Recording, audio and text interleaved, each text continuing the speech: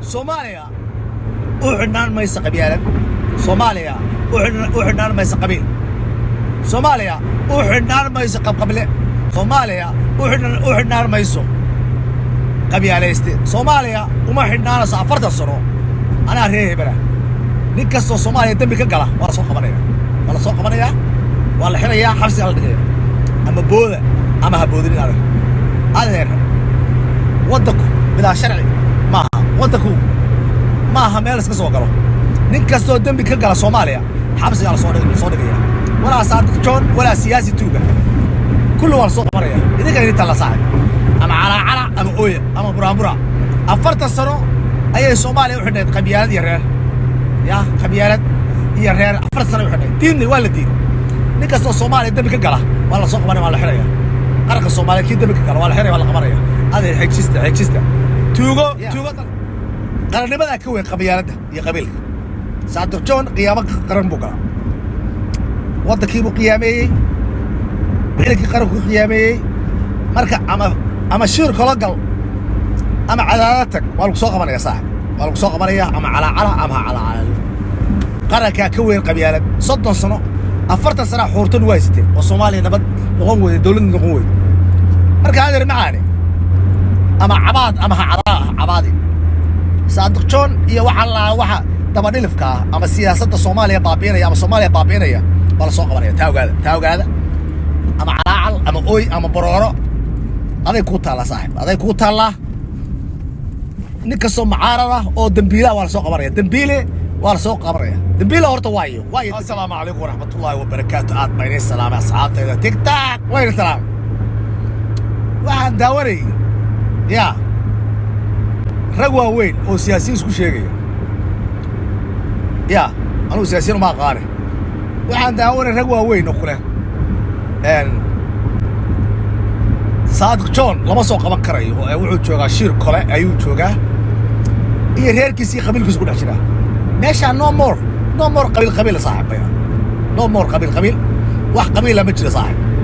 meesha Soomaali waa Soomaali. ninkii waddanka dambi ka galan waa la soo qabanaya. ha ku taageerin shakhsi qabiil ahaan ha ku taageerin qof shakhsi ah. qabiil ahaan ku taageerin saaxiib. waddanka taageer laakiin qabiil ha ku taageerin waddan. qabiil ha ku taageerin qof. ma garanaysaa? Saadiq John dambi buu galay.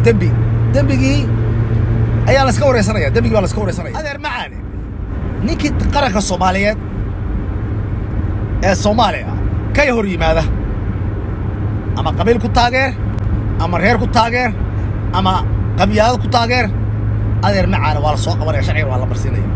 sharcigana waa la marsiinaya adeer macaane. waxbaha calacalin. Saadiq John isagaa waddanka qiyaamo qaran buu galay. mar hadduu qiyaamo qaran galayna ta waa la soo qabanaya adeer macaane. 30 sano iyo 40 sano nin qaqableah ama mooryaana looma taagayo. waxaas waa dhammaadeen. sharcigaa lala tiirsanaya. nin kastoo dembi gala sharcigaa lala tiirsanaya. qoluu doon ha aado. waa laga daala qabyaalad iyo reer heber baana.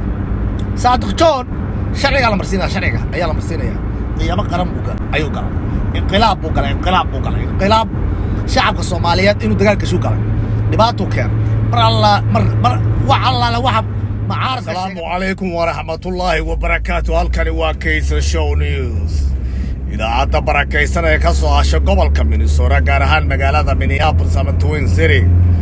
idaacaddu waxay inii haysaa maxkamadda gobolka Banaadir oo waaran u soo jartay lagu soo qabto dambiile Daahir Calasow iyo dambiilaha kale ee loo yaqaano Shiino Culay. idaacadda gobolka Banaadir ee Jamhuuriyadda Soomaaliya waxay waaran u soo jartay dagaal ooge ama basaase ama dalkiisa basaase ama cadowga Soomaaliyeed ee loo yaqaano Daahir Calasow ama Shiino Culay. raggaasoo qaati billaahi ay ka taagan tahay ummadda Soomaaliyeed ama qaranka Soomaaliyeed oo ku haya dhibaato miran. waxay kaloo shacabka Soomaaliyeed ku hayaan basaasiin iyo inay isku diraan. idaacadda Kaysar Show Online waxay leedahay aan la dhegaysan nimanka loo yaqaano dabadhilifka sida Daahir Calasow, Shiino Culay oo ha loo saaro dhislaag. raggaasi qaranka Soomaaliyeed ama Jamhuuriyadda Soomaaliyeed tii dhalataaba macaarad bay ku yihiin tii dhalataaba way burburiyaan shacabka Soomaaliyeed uma baahna dad kala saarsaara ama qabyaalad u kala googooya marka ragga Daahir Calasow iyo Shiino Culay ka mid yihiin waa basaasiin u shaqeeya reer galbeedka ama u shaqeeya maamul goboleedyada basaasiin u ah sababtoo ah qaranka Soomaaliyeed ayay ka doorteen maamul goboleed dabadhilifa ama u shaqeeya shisheeye Kenyaati iyo Imaaraad u shaqeeya Daahir Calasow iyo Shiino Culay waa basaasiinta ugu weyn Soomaali ee u shaqeeya dabadhilifka iyo shisheeyaha waxay u baahan yihiin in la xabsiga loo taxaabo la dhiga basaasiinta oo la shaqeynayay Deni iyo Axmedoobe iyo ragga kale badan sida Cabdiraxmaan Cabdishakuur Xasan Sheekh Maxamuud Sheekh Shariif marka Soomaalida waxa looga digayaa inay iska ilaaliyaan ragga basaasiinta ee la shaqeeya reer galbeedka u shaqeeya ee dalkooda ka shaqeeya oo ku haya dhibaatada weyn ku haya dalka Soomaaliya ama dawladda federaalka Soomaaliya iyo ama ciidamada qaranka Soomaaliyeed waxa looga digayaa Soomaalida dhamaanteed rag badan oo dusha Soomaali ka ah hoostana ka ah shisheeye oo wada basaasiina oo u shaqeeya reer galbeedka oo duminaya ciidamada qaranka Soomaaliyeed ama dawladda Soomaaliyeed marka dhageyste maqle waa Case Show News oo in laga foojignaado sheeya kalkaalka ama raggaasi waxay kala yihiin rag cadaan ah laba nin oo cadaan ah iyo dhowr Soomaali ah oo la shaqeysta sirdoonka reer galbeedka raggaasi waxay kaloo la shaqeeyeen